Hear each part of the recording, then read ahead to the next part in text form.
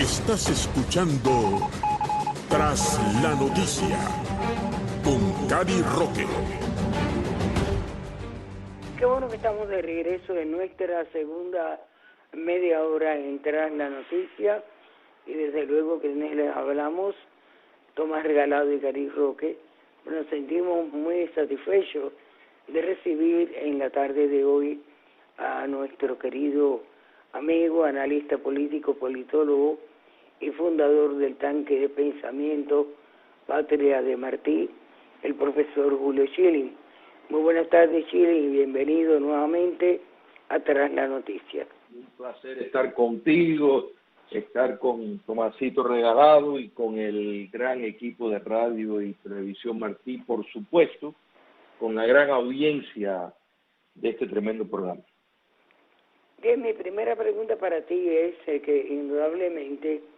el diario Washington Post ha emitido en el día de hoy un editorial bastante fuerte donde dice que Raúl, al igual que Fidel Castro, podría morir sin rendir cuentas por crímenes y errores en los últimos 62 años. ¿Cuán importante puede ser que este diario, que indudablemente amanece día a día en la mesa de congresistas y senadores en la capital de Estados Unidos, pues sentencia de esta manera a este par de criminales que efectivamente se marchan del poder sin rendir las cuentas que tienen pendientes? El Washington Post, Cari, es un periódico, o sea, uno de los diarios más importantes de los Estados Unidos, y particularmente por su ubicación física. La verdad, pues ves prácticamente lectura obligada para la clase política estadounidense. O sea, la posición que toma, que yo creo que deja entender claro, es la naturaleza criminal y atroz de los hermanos Castro, y la tristeza de que en vida no estarán sentados en el banquillo de los acusados, cuando en una Cuba libre se desarrolle lo que es fundamental para que se pueda afianzar el modelo democrático, y eso es la justicia transicional. Ahora, por supuesto, no van a escapar la justicia divina, y su sistema y todos los que la siguen defendiendo y que estén en el momento en que ese régimen caiga, pues tendrán que responder, que es una forma extendida. Si realmente se busca un modelo con éxito de democracia, de poder a largo plazo enraizar las instituciones, hay que mirar sobre todo la experiencia de Alemania nazi, que ha sido la programación más exitosa de desmontar un régimen totalitario. Y quiere decir que si se lleva a cabo ese proceso, que de nuevo es un proceso necesario para fundamentar la democracia, pues quiere decir que toda la simbología y todo lo que representa el castrocomunismo será pido. Julio, yo creo que es importante hacerte esta pregunta, porque como bien dijiste, la importancia de este periódico que está obviamente en la capital de los Estados Unidos, y desde antes de las elecciones presidenciales de noviembre ya se hablaba de que iba a haber ese acercamiento entre los Estados Unidos y Cuba. Se hablaba tanto de eso era un tema recurrente, que fue también un tema de campaña.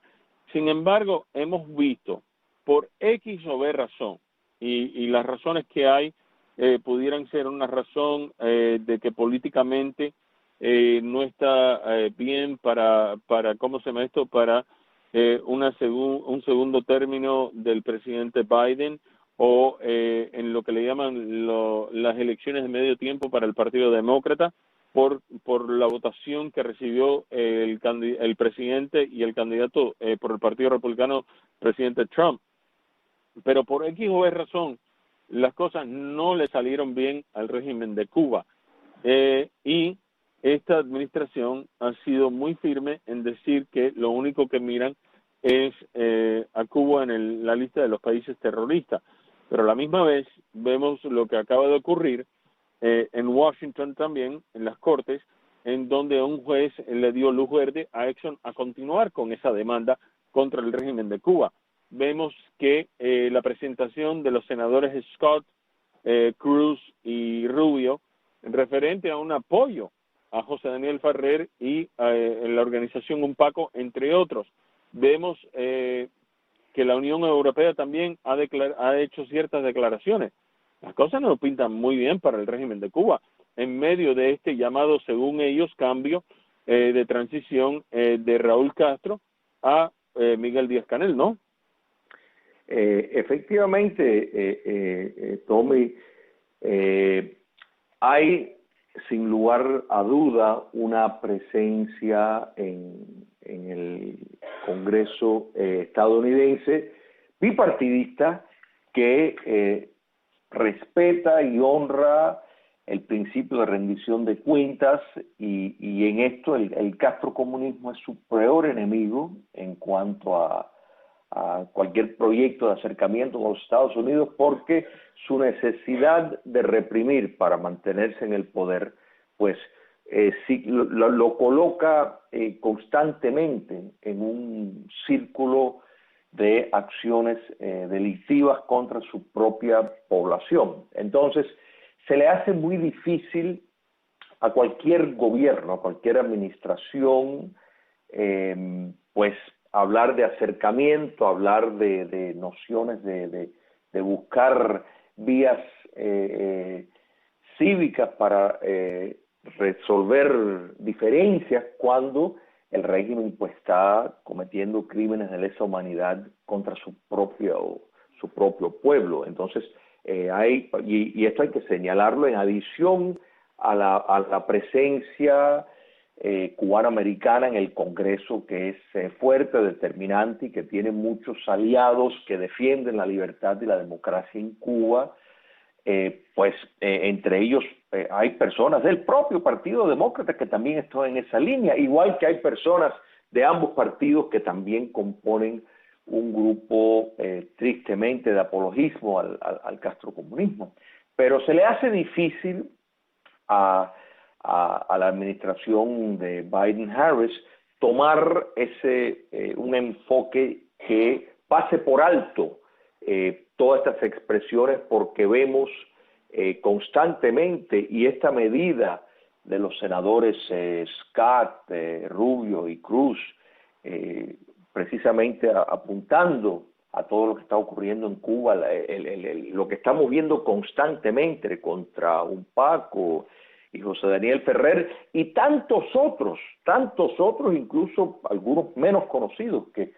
están sufriendo torturas en las cárceles y son hostigados brutalmente y no tienen acceso tal vez a micrófonos o tener el reconocimiento internacional,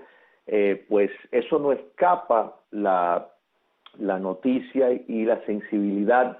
de amantes de la libertad. Entonces todo esto hay que aplaudirlo y sin duda las promesas o las expectativas, mejor dicho, del acercamiento entre el antiguo gobierno de Barack Obama y Raúl Castro, que establecieron determinadas promesas basado en las expectativas para algunos, para otros esperanza de que eso podría de alguna manera apaciguar esa pasión por actividad criminal que tiene el régimen castrista, pues demostró no ser el caso. Y ninguna de las cosas de que los que promovieron el acercamiento hablaban, o sea, que esto iba a inflar, a darle fuerza a la sociedad civil, una sociedad civil que no existe, pero bueno, al sector no estatal, todo lo contrario ocurrió. O sea, lo que vimos que se fortaleció el capitalismo de Estado que ejerce el castrismo por medio de las empresas dirigidas por los militares paraestatales. Entonces, la realidad es que la necesidad de reprimir y de ejercer el terrorismo de Estado del castrocomunismo lo pone en una posición frente a el gobierno estadounidense difícil. Ahora bien, dentro de todo, pues aparentemente las noticias siguen siendo malas para la tiranía castrista, como bien siguiendo la línea de pensamiento de mi colega Tomás Regalado, y yo te quiero hacer una pregunta, porque indudablemente un juez de aquí de Estados Unidos ha dado el visto bueno a que continúe la demanda de Exxon por activos incautados, diría yo, más bien robados, y Cuba sigue adelante. La reclamación busca una compensación millonaria de 280 millones de dólares de las estatales CIMEC y CUPET. A todas estas, pues indudablemente, tenemos también que sale del closet y vuelve a ser una figura dentro del Partido Comunista de Cuba, lo cual nunca lo había sido antes, el general López Calleja, que indudablemente es el hombre que mueve los hilos de Gaesa, que está sancionada por el régimen, por el gobierno de Estados Unidos. Dame tu criterio en cuanto a esto. Aquí tenemos otro punto que, que tal vez poniendo estando ya en un segundo plano frente a la evidencia crasa y extraordinario de violación de todo tipo de derechos civiles y humanos más elementales que ocurren en Cuba, la ausencia absoluta de derechos políticos y espacios de expresión pública, el tema de el gran robo de propiedad estadounidense y cubano-americano fue uno de los temas muy criticable, uno de los puntos, mejor dicho, muy criticable del acercamiento anterior de la administración de Obama, simplemente porque representa, el saqueo de la propiedad que ejerció el castrocomunismo cuando llegó al poder representa el mayor pillaje de propiedad norteamericana en la historia. Entonces, eso realmente es un espacio muy grande de brincar moralmente para tener un acercamiento con un régimen cuando eso es una realidad. Entonces, la decisión del juez me parece muy bien fundada, porque estamos hablando de precisamente apoyar lo que es un Estado de Derecho. O sea, los procesos de nacionalización se acepta en el mundo, pero eso requiere un proceso de indemnización y un proceso legal del cual totalmente se evadió en Cuba, eso no existió. Entonces, precisamente cuando hay empresas y negocios que están traficando con esas propiedades que fueron confiscadas, hay una violación total de todo lo que es el sentido del imperio de la ley, y hay que celebrar esta decisión del juez. Y esto es otro problema que se le presenta a cualquier administración norteamericana, porque realmente estamos hablando de validar el robo de propiedad y negarle acceso a los tribunales estadounidenses a sus ciudadanos, realmente incluso sus ciudadanos naturalizados, viola los preceptos básicos de la propia idiosincrasia norteamericana y su jurisprudencia. Julio, yo creo que hay que tocar el tema, como lo hemos tocado en las últimas semanas, el tema de la situación en América Latina. Ayer Cari y yo estábamos hablando sobre este tema, que es la preocupación de muchos peruanos con la candidatura del líder sindical y profesor Castillo, que se enfrenta a Keiko Fujimori. El candidato ha dicho que él quisiera nacionalizar varios sectores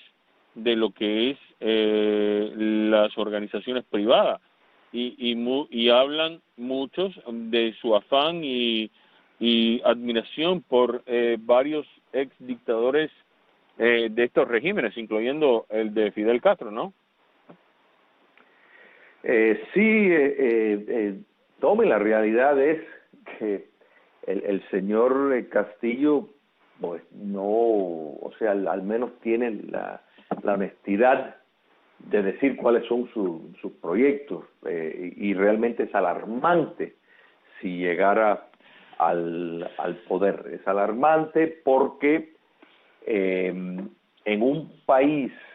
como Perú, que ha tenido una de las campañas de la subversión marxista, el Sendero Luminoso, más brutal en América Latina, o sea, realmente una guerra terrorista por el poder político, pero fuera de descomunal en su bestialidad,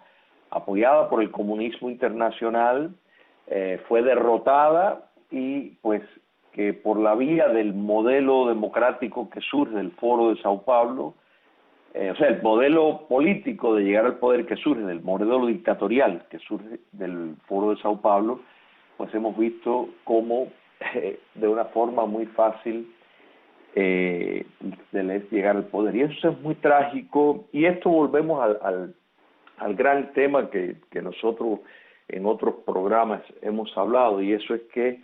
los demócratas del mundo no pueden subestimar a los comunistas, no pueden suponer que sociedades libres y abiertas pues son así por natura y que simplemente se puede dejar espacios para todos, incluyendo subversivos, y que no es necesario defender la causa ideológica y la causa cívica, y la educación cívica, la formación democrática, la preparación de ciudadanos para entender la diferencia clara entre modelos comunistas y lo que es una sociedad abierta, una república constitucional, es un grave peligro para la perduración de una democracia, y Perú pues realmente está en alto riesgo si creemos las encuestas. Y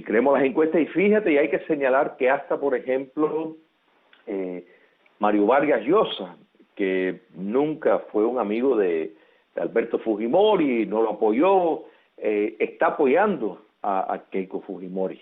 La está dando su apoyo en esas elecciones porque entiende claramente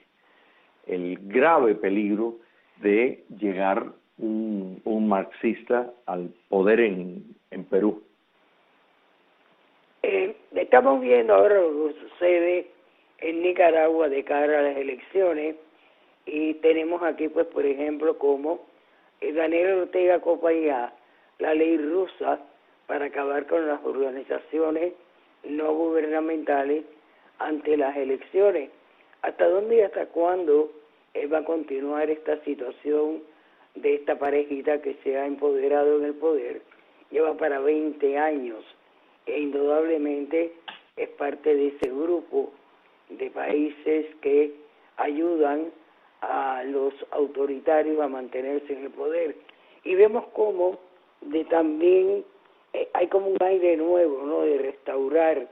el socialismo del siglo XXI con esta decisión tomada por la Corte Suprema de Brasil al desestimar no solamente los cargos contra Lula da Silva y darle la libertad, sino restaurarle los derechos civiles y que pueda aspirar nuevamente a la presidencia. ¿Hasta dónde y hasta cuándo la preocupación tuya sobre cómo la región, que casi estaba ya pacificada, ha vuelto nuevamente a tomar un giro autoritario y letal? Mira, dos puntos fundamentales en esto que estás hablando, este punto, o sea, que estás relatando, Cari. Primero está el tema de que hay que claramente entender que, y de nuevo, esto es importante repetirlo para que se entienda cómo es que surge. O sea, estos modelos surgen tras la caída del comunismo soviético y su mutación, del cual Cuba comunista pues fue su principal patrocinador, el coordinador de este modelo que surge del Foro de Sao Paulo y que ha tenido éxito en Venezuela, en Nicaragua, en Bolivia. Y si miramos por qué no tuvo éxito, por ejemplo, en Ecuador, por qué no tuvo el éxito en Brasil,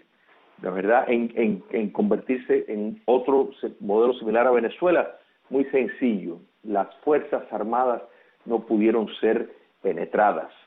Y esto me consta, y muy particularmente en el caso de Ecuador, por contactos que tengo, donde claramente no pudieron ser defenestradas, no pudieron ser penetradas, cooptadas, y por supuesto sin quitarle el mérito en el caso de Ecuador a Lenín Moreno, y en el caso de Brasil a el papel de Lula da Silva. No es casualidad que el Grupo de Puebla surge en México porque se tiene que salir, porque ya las cosas no es tan fácil en Brasil. Pero el fallo que hubo en Brasil en relación a lo que estamos hablando de Lula da Silva fue en no hacer público toda la información que el presidente Bolsonaro tiene sobre el Partido de los Trabajadores de Lula, su vínculo con regímenes terroristas, con la presencia del socialismo continental y su relación estrecha con el narcotráfico, porque esto es fundamental para ilegalizar movimientos subversivos que de nuevo nos demuestre. Ahora saltamos a Bolivia, por ejemplo, el gran fracaso, un país que alcanza su liberación y no tomó las medidas para descomunizar a Bolivia, y vemos cómo vuelven, porque este nuevo modelo dictatorial del Foro de Sao Paulo está constituido de esta manera, para abusar totalmente de las instituciones democráticas y hacer las cosas que tengan que hacer: el fraude, la extorsión, el chantaje, bloquear carreteras, o sea, todos los mecanismos necesarios para llegar al poder. Entonces, en Brasil, tristemente, no se tomó los pasos, no solo mirando los claros ejemplos de, el enriquecimiento ilícito de parte de Lula da Silva, sino su participación en un movimiento continental subversivo.